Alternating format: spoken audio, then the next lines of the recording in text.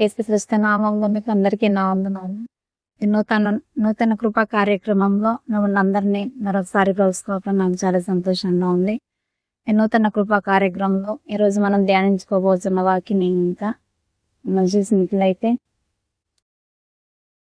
సామెతలు 12వ అధ్యాయము 28వ వాక్యం. నీతి మార్గమునందు జీవము కలదు, దాని త్రోవలో మరణమే లేదు. ఆమేన్. హల్లెలూయా. ఈ వాక్యం మనం చూసినట్లయితే సామెతల గ్రంథము సొలొమోను రాసిన ఒక గ్రంథమయం. ఈ సామెతల్లో మనం చూసినట్లయితే సొలొమోను రాజు దేవుని వద్ద జ్ఞానాన్ని అడిగి పొందుకున్న ఒక వ్యక్తి అయ్యన్నాడు. సొలొమోను రాజునంత జ్ఞానము ఎవరికి లేదు అని మనం చెప్పుకునే వారిగా ఉన్నాం. కానీ అదే సొలొమోను రాజు ఇక్కడ రాస్తున్న మాట ఏమిటంటే, నీతి మార్గంలో జీవము కలదు, అందులో ఆ త్రోవలో మరణమే లేదని చెప్తున్నాడు. అనీతి మార్గం ఎలాంటిదో ఉన్నది, అనీతి మార్గంలో జీవము కలదు, అందులో మరణమే లేదని ఆయన ఎలా చెప్పగలిగాడు? కాను దేవుని చిత్తానుసారముగా నీతి మార్గంగా నడిచినంత కాలము దేవుడు తోడయ్యాడు. కానీ ఇష్టానుసారంగా ఎప్పుడైతే దేవుని నీతి తప్పిపోయాడో అందులో మరణం తప్ప ఏమీ లేదని చెప్పి ఆయన గ్రహించాడు. అలాగే ఒక ఉదాహరణకు మనం చూసుకున్నట్లయితే, మనం లూకా సువార్తలో లాజరు ధనవంతుని మనం వాక్యంలో ఎప్పుడు కూడా చెప్పుకునే వారముగా ఉన్నాం. ఈ లాజరు ధనవంతుడు ఎలా వారుగా ఉన్నారు? ఈ లాజరు దరిద్రుడుగా ఉన్నారు. ఆయన వ్యాధితో కురుకులతో శరీరం అంతయు నిండిపోయి ఆయన ఎప్పుడు కూడా ధనవంతుని గుమ్మం వద్ద రెట్టి ముక్కలు ధనవంతుడు తిని వేసినట్లయితే వాటి గుండా నేను పోషింపబడాలి, వాటి గుండా నేను నా ఆరోగ్యాన్ని నేను కాపాడుకోవాలి అని ఒక విధంగా ఆయన ఆ ద్వారం వద్ద ఆ ధనవంతుని యొక్క గుమ్మ వద్ద ఉన్నాడంట అని మా వాక్యం చూస్తుంటే మనకు అర్థమవుతుంది. మనం ఆ ధనవంతుడు చూసినట్లయితే మనము లూకా సువార్త 16వ అధ్యాయము 19 నుండి 21 వచనం దాకా ఉంది. అప్పుడు ఆ లాజరు అలా ఎందుకున్నాడు? లాజర్కి ఆయనకి ఏ మార్గం లేక ఏమన్నా ఉన్నాడా? అక్కడ ధనవంతుడి గురించి కూడా చెప్పబడింది. ధనవంతుడు ఎలా ఉన్నాడంట? ఊదా రంగు వస్త్రాలు ధరించుకొని ఆయన లోకంలో అనుభవించాల్సినది అంతా అనుభవిస్తూ ఉన్నాడు. ఆయన తినుచున్నాడు, తాగుతున్నాడు, సంతోషిస్తున్నాడు, తనకున్నదంతా కూడా ఆయన అనుభవిస్తూ ఉన్నాడు. కానీ ఆయన గుమ్మం వద్ద ఈ లాజరు ఎలా కూర్చొని ఉన్నాడు? ఆయన తినిన ఆ పారవేసిన ఆ రొట్టె ముక్కలు నాకు చిక్కినట్టయితే చాలు అనే ఒక విధంగా ఆయన అక్కడ కనిపెట్టుకోనుంది. వీళ్ళిద్దరిలో మనం చూస్తున్నట్లయితే మనకి ఏం తెలుస్తుంది? నీతి మార్గము ఏదై ఉన్నది, నీతి మార్గము ఏదై ఉన్నదని, ఆ నీతి మార్గంలో జీవము కలదని గ్రహించిన వ్యక్తి ఎవరై ఉన్నారంట? ధనవంతుడా? కాదు, లాజరే. నీతి మార్గము చాలా గొప్పదై ఉన్నది.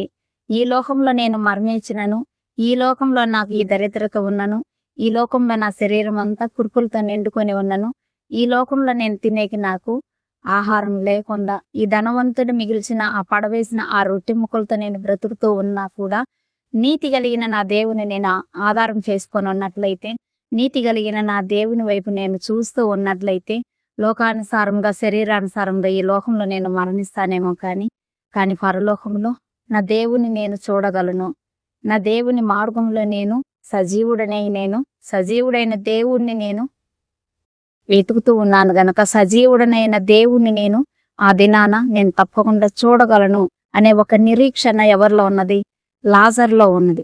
ఆ నిరీక్షణను బట్టి ఆ లాజరు అలాగే దేవుని వైపు చూసే ఒక వ్యక్తిగా లోకానుసారముగా ఉన్న శ్రమలనే కురుపులు, లోకానుసారముగా ఉన్న నిందలనే కురుపులు, లోకానుసారముగా ఉన్న అసహ్యింపబడే కురుపులు, లోకానుసారముగా ఉన్న దరిద్రత అనే కురుపుడు, ఇవన్నీ కూడా ఆయన తన శరీరానికి వచ్చినా కూడా అవన్నీ భరిస్తూ సహిస్తూ ఆత్మను పదిలంగా దాచుకొని ఆత్మను పరిశుద్ధపరుచుకొని ఆత్మ దేవుని వద్ద నుండి వచ్చినది గనక ఆ ఆత్మను తిరిగి దేవుని వద్దకు వెళ్ళి నేను నా దేవుని చూడాలి అనే ఒక నిరీక్షణ కలిగి ఎదురు చూస్తూ ఈ లోకములో దరిద్రతని, రోగాన్ని, సమస్యాన్ని భరించిన ఒక వ్యక్తి లాజరు అయ్యున్నాడు.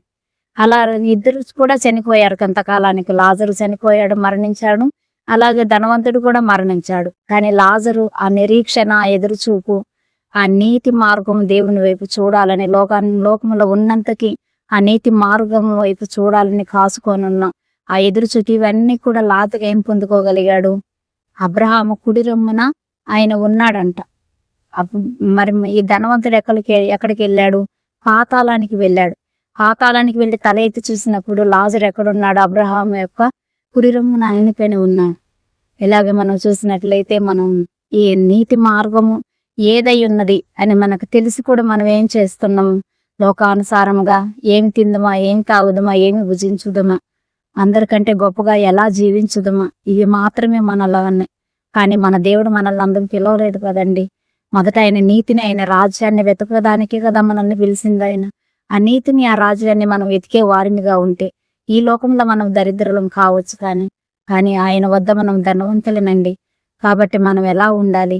ఈ దినాన మనం ఎలా ఉండాలంటే ఆయన నీతి మార్గాన్ని వెతికే వారినిగా, ఆయన నీతి మార్గాన్ని మనం వెతికి అందులో మరణం ఉండదు, అందులో జీవము మాత్రమే ఉంటుంది అని మనము గ్రహించే వారి మీద, ఆయన వైపు చేసే వారిగా మనం ఉండాలి. ఎందుకంటే ఒకడు లోకమంతా సంపాదించుకొని తన ఆత్మను కోల్పోయినట్లయితే వానికి ఏం ప్రయోజనం? ఇక్కడ మనం చూసినట్లయితే ధనవంతుడి పరిస్థితి కూడా అదే కదా. లోకంలో అన్నీ ఉన్నాయి, అన్నీ అనుభవించాడు, కానీ ఆయన ఆత్మ ఎక్కడికి వెళ్ళింది? పాతాళానికి వెళ్ళింది. కానీ లాజరుకి ఈ లోకంలో ఏమీ లేదు, తన శరీరం కూడా కురుపులతో నింపబడి ఉన్నది. కానీ లాజరు ఏం పొందుకున్నాడు?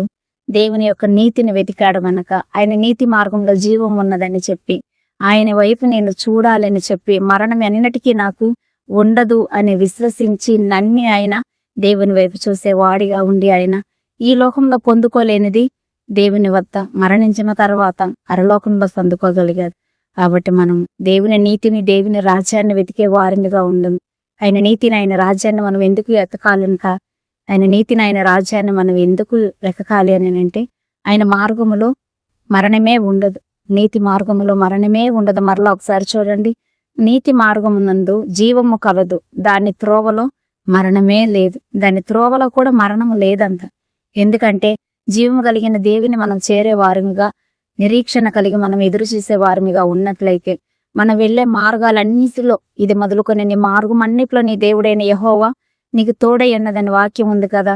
నీ రాకపోకలు ఏందో ఆయన తోడై ఎందును, నీ రాకపోకలు ఏందో, నీ ప్రయాణాలన్నిట్లలో కూడా ఆయన నీ ప్రాణాన్ని కాపాడును. ఆయన మన ప్రాణాన్ని కాపాడే దేవుడుగా ఉన్నప్పుడు మనం ఎందుకు ఈ లోకం కోసం ప్రయాసపడాలి? మనం ఎందుకు ఈ లోకం కోసం మనం ఆతురపడే వారిగా ఉండి దేవుడు మనకని దాచి ఉంచిన స్వాస్థ్యాన్ని కోల్పోయే వారిగా ఉండాలి? క్షణికకరమైన ఈ ఆవేశాన్ని, ఈ దురాశని, ఈ దుర్నీతిని మనల్ని ముట్టకుండా ఉండాలని చెప్పి మనం దేవుని సన్నిధిలో కోరుకునే వారిగా మనం అందరి ముందుగాక దేవుడి మాటలను దీవించినగా అన్ని అందరం ప్రార్థన చేస్తాం. పరిశుద్ధాత్మ గల మా దేవా, నీకు వందనములు, స్తుతులు, స్తోత్రాలను అయినా అయ్యా. నీవు మాతో మాట్లాడిన మాటలను బట్టి నీకే కృతజ్ఞత, స్తుతులు, స్తోత్రాలు అయ్యా. నీతి మార్గంలో ప్రభువా జీవము కలుగనని, ఆ త్రోవలో ఎన్నటికీ మరణం ఉండదని ప్రభువా లాజరు గ్రహించాడయ్యా. లోకానుసారమైననైనా మరణమైనను ప్రభువా ఆత్మలో తండ్రి జీవం పొందుకొనుటకు నీ వద్ద చేరుటకు నాయన లోకానుసారమైన శ్రమల్ని, వ్యాధిని, బాధని నాయన సమస్తాన్ని భరించి ప్రభువా స్తోత్రము నాయన. అబ్రహాము కుడి రొమ్మునైనా ఆనుకొని రీతిగా ప్రభువా స్తోత్రమయ్యా విశ్వాసము కలిగి నీ వైపు చూసే వారంగా మాకందరికి సహాయం చేయమని ప్రార్థిస్తున్నామయ్యా.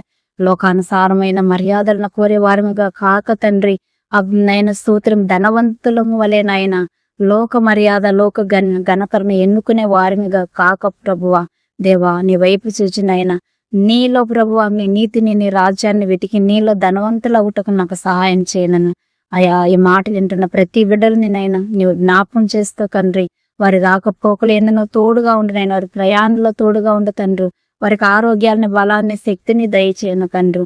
ఎందరైతే సమస్యలిపోయి ఉన్నారో ప్రభువా నీ కొరకునైనా నమ్మకముగా నైనా ఎదురు చూస్తూ ప్రభువా, ఎందరైతే లోకంలో బలహీనపరచబడుతున్నారు, ఎందరైతే త్రోసివేయబడుతున్నారో నైనా, ఎందరైతే అసహ్యింపబడుతున్నారో ప్రభువా వారందరినీ జ్ఞాపకం చేసుకొని అయినా నీ నీతిని, నీ రాజ్యాన్ని వారు వెతుకుతున్నారు గనక ప్రభువా నిజముగా మరుపెట్టి వారందరికీ సమీపముగా ఉన్నాడు అంటున్నావు కదా తండ్రి.